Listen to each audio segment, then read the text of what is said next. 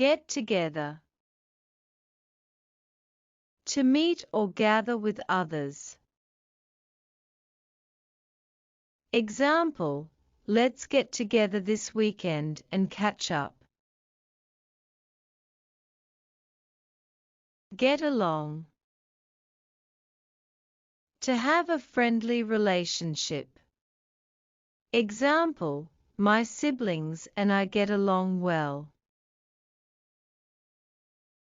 Get rid of. To remove or throw away something unwanted. Example: I need to get rid of these old clothes. Get through. To finish or survive a difficult situation. Example: we need to get through this project by tomorrow. Get out.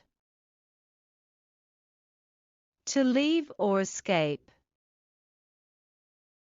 Example: let's get out of here before it starts raining. Get down. To feel sad or depressed, also, to dance. Example: don't let the bad news get you down. Get over. To recover from something, like an illness or heartbreak. Example: it took her weeks to get over the flu.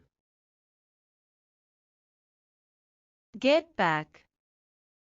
To return to a place or someone. Example: I'll get back home by evening. Let in. To allow someone to enter. Example: could you let me in? I forgot my keys. Let off.